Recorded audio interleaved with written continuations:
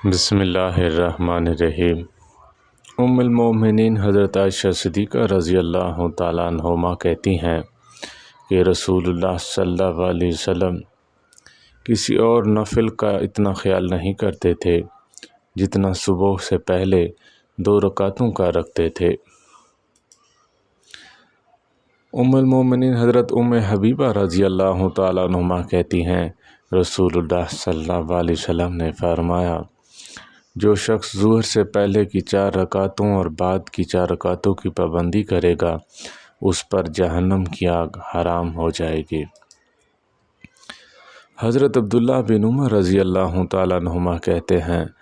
رسول اللہ صلی اللہ علیہ وسلم نے فرمایا، اللہ تعالیٰ اس شخص پر رحم فرمائے جس نے عصر سے پہلے 4 رکعتیں پڑھیں۔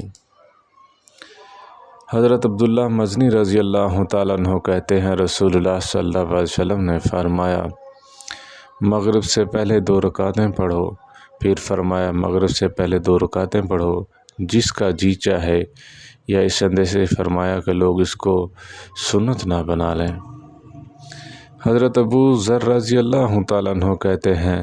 نبی کریم صلی اللہ علیہ وسلم نے فرمایا، ابن آدم کے ہر جوڑ پر صبح ہوتے ہی بطور شکرانے کے ایک صدقہ ہوتا ہے، اگر وہ کسی سے ملنے والے کو سلام کرے تو یہ ایک صدقہ ہے، کسی کو بھلائی کا حکم دے تو یہ بھی صدقہ ہے، برائی سے روکے تو یہ بھی صدقہ ہے، رات سے کسی تکلیف دہ چیز کو ہٹا دے تو یہ بھی صدقہ ہے،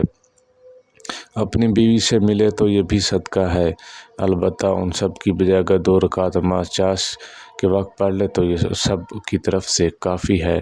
اللہ تعالی ہم سب کو عمل کرنے کی توفیق عطا فرمائے۔ وآخر دعوانا الحمد للہ رب العالمین۔